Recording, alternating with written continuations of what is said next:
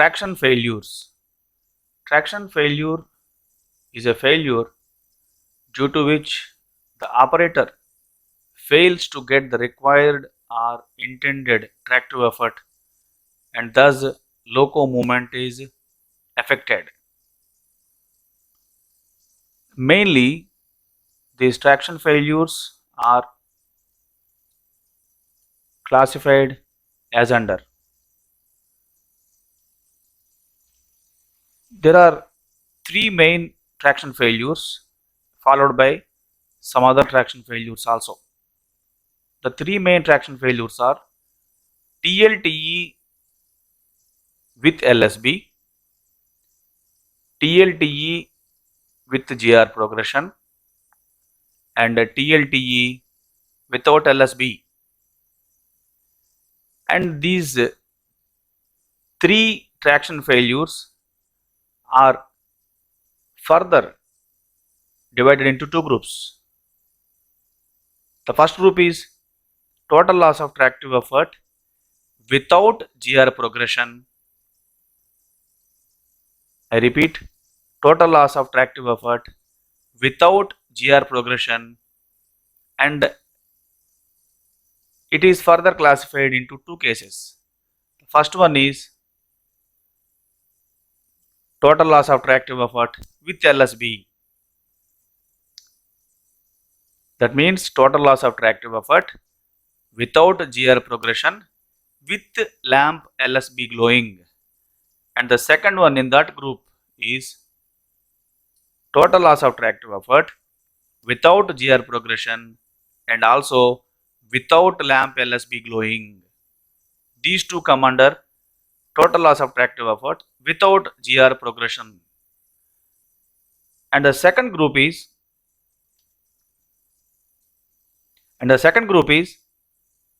TLTE with GR progression. TLTE with GR progression. As we all know,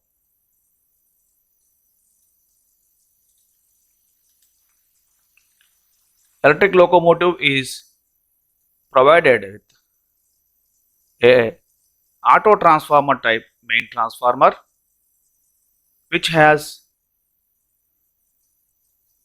32 taps, and by varying these taps, that is by adding these taps or by increasing these taps, we can get variable voltage supplied to the traction motors and thus required tractive effort is achieved.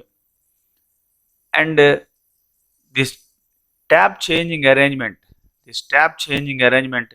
is done through a tap changer, that is graduator arrangement. And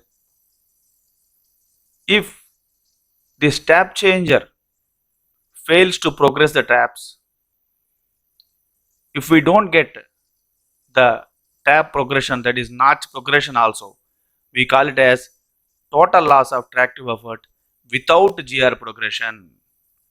And if the tap changes, that is GR progresses, and still we experience total loss of tractive effort, that comes under the total loss of tractive effort with GR progression. That means GR progressed but power is not reaching the traction motors. So the first three major traction failures are TLTE with LSB, TLTE without LSB, and TLTE with GR progression. And the other traction failures are, fourth one, first notch auto regression without LSB. First notch auto regression without LSB. And the next one,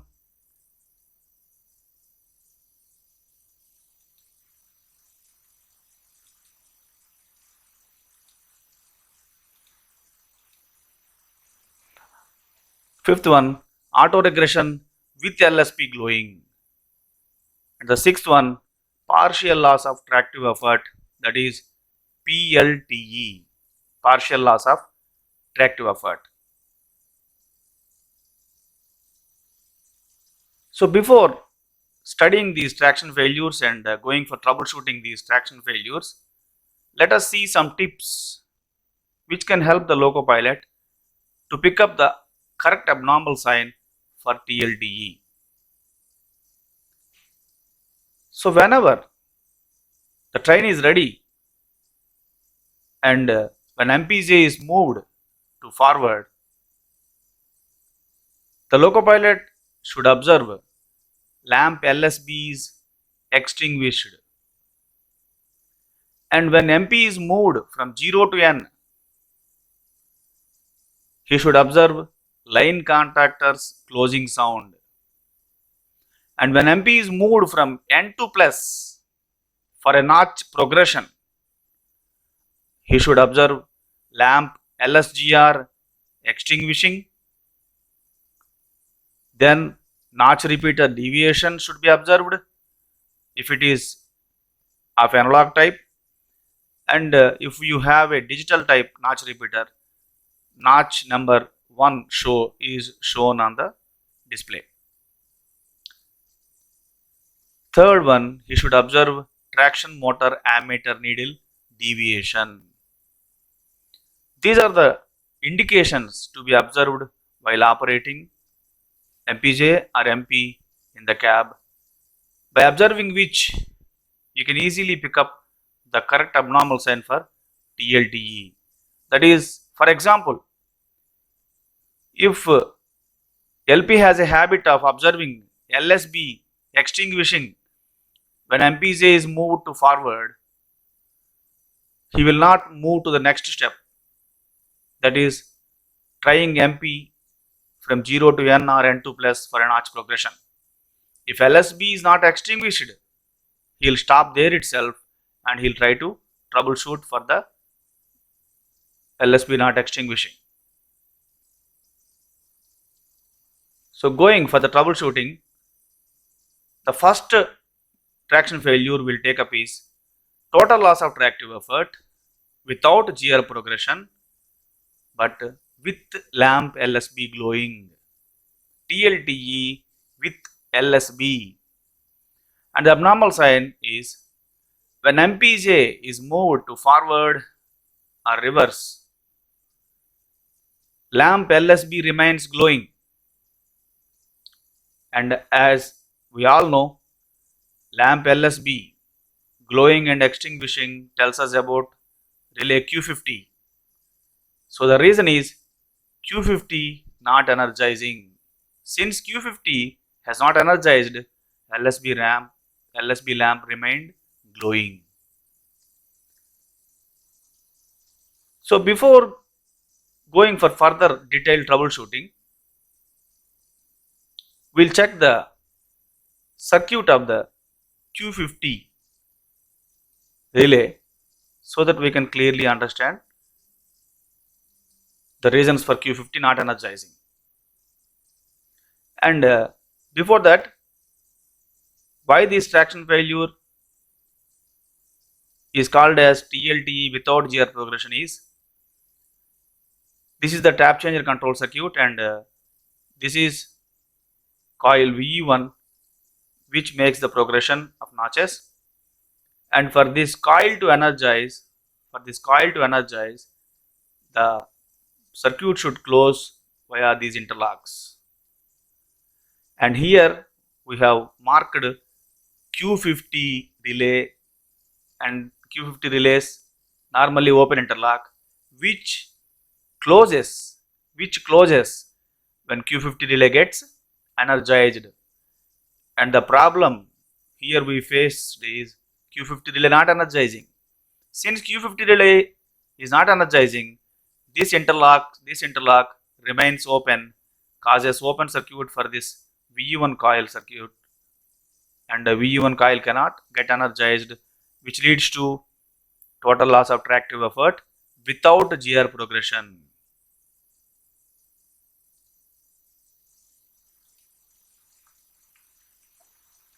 This is the reverser CTF's Q50 and C145 control circuit.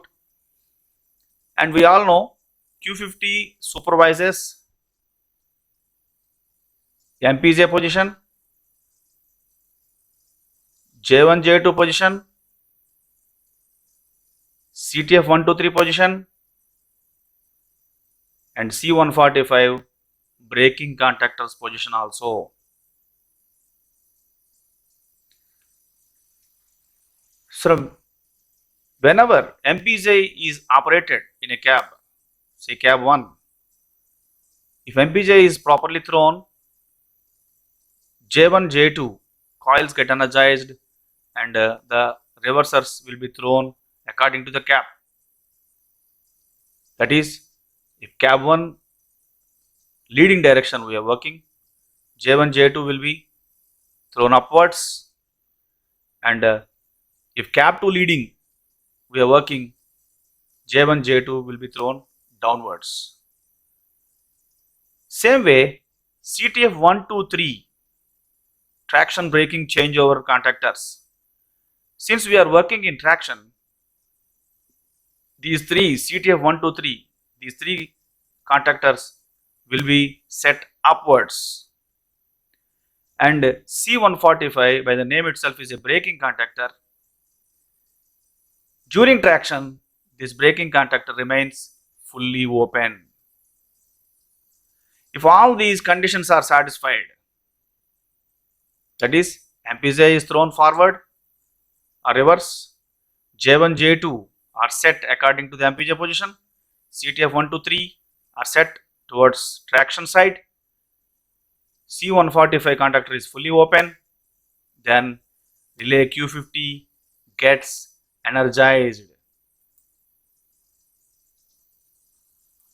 But here one more point to be observed is, for initial energization of Q50, circuit closes via DJ, normally open interlock closes, Q50 NC interlock,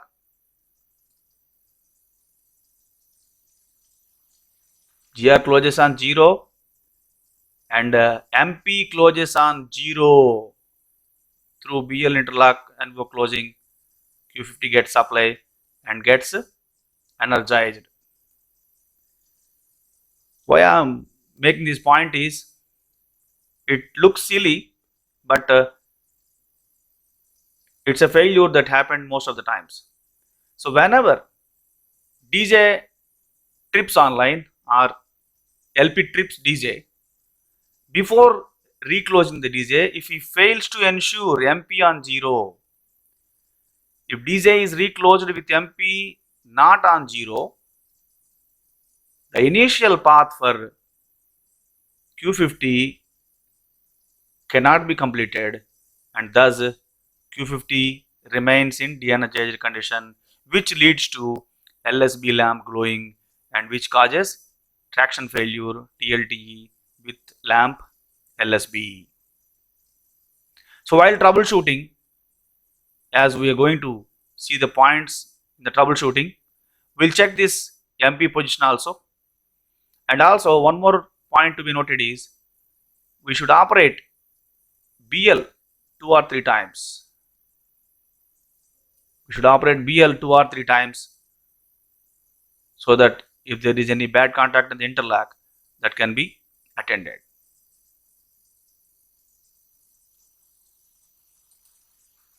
So going to troubleshooting,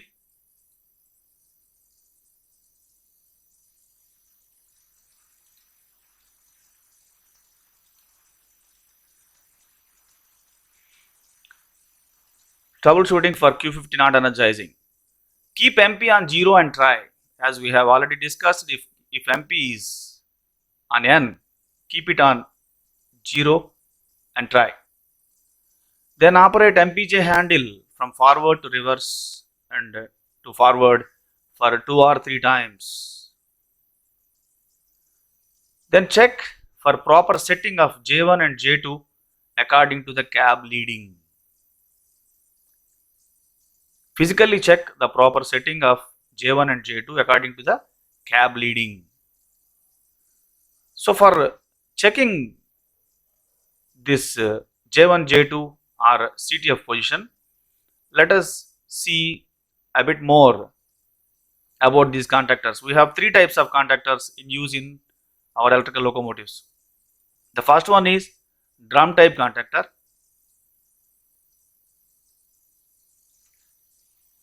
So in which J1, J2 operating handles should be upwards for cab 1 leading, and J1, J2 operating handles should be downwards for cab 2 leading. Here we can see the picture. The handle is showing upwards,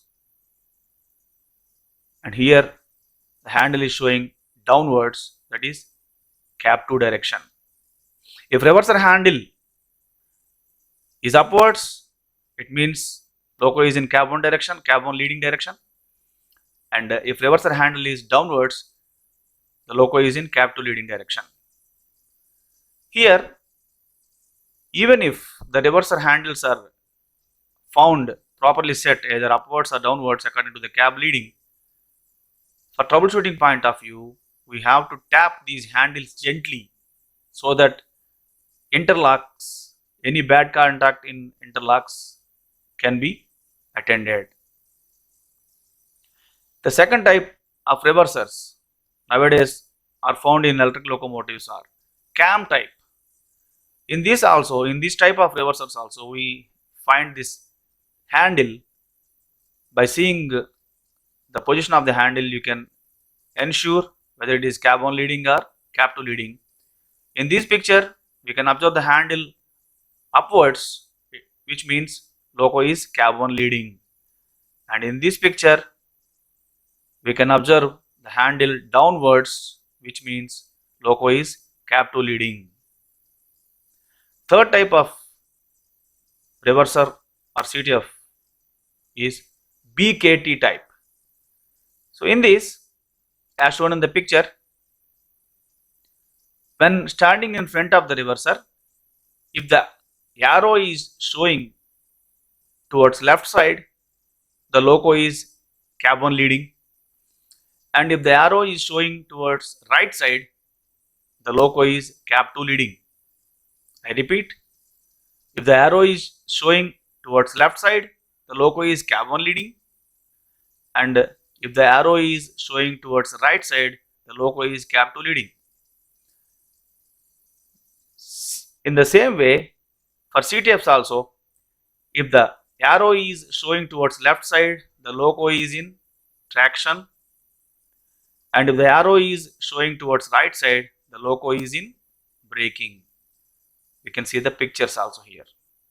The arrow is showing towards right side, that means that the loco is moving cab 2 leading. Here the arrow is showing towards left side, that is loco is moving cab 1 side.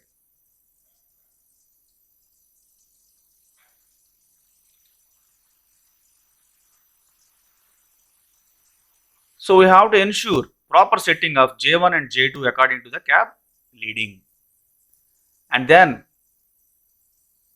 ensure CTF 1, 2, 3 manual operating handles are in upwards, fully upwards, that is traction side. CTF 1 to 3 manual operating handles should be completely upwards, and as we said earlier, in case of J1 and J2, even if these handles are found completely upwards, just tap the handles gently so that any bad contact of the interlocks can be attended. And one more important point is ensure EP1, EP2 and EP3 cutout cocks are opened. Since J1, J2 and CTF 1 to 3 are electro-pneumatic contactors, pneumatic supply is essential. So for that, EP1, EP2 and EP3 cutout cocks should be in open condition. Then ensure C145 is fully open. For traction, C145 remains fully open. For ensuring C145 position, nowadays as a modification, LS-C145 lamp is provided. It should be in extinguished condition, and the location is cab 2 ALP side relay panel near Q50. near Q50. If all the above conditions are found satisfactory, then tap Q50 relay and clean its interlocks. Even after tapping Q50 relay and cleaning its interlock, if still unsuccessful, wedge Q50 relay in energized position, duly taking necessary precautions as per TSD. And as we know, it is fundamental that whenever you go for wedging any relay, the duties of that concerned relay will have to be performed by the loco crew. So here we are wedging Q50 relay in energized position. So these are all the precautions to be taken before wedging Q50 relay and after wedging Q50 relay. So before wedging, ensure J1, J2 are in proper direction according to MPJ. And number 2, ensure CTF 1, 2, 3 are in traction side. Number 3, ensure C145 opened fully, and if provided, LS C145 lamp should be in extinguished condition. And after wedging, do not operate MPJ, do not perform shunting, and if it is required to perform shunting in case of emergency, operate MPJ and ensure J1, J2 set properly for every movement. For every operation of MPJ, ensure J1, J2 are set properly. Third one, bring MP to 0 when DJ trips or notches. Bring MP to 0 when DJ trips or notches. And finally, do not use RB. So whenever we wedge Q50 relay in energized condition, we should not use RB. And these are the precautions after wedging Q50 relay in energized condition, and this is the troubleshooting for total loss of tractive effort with LSB glowing. Thank you.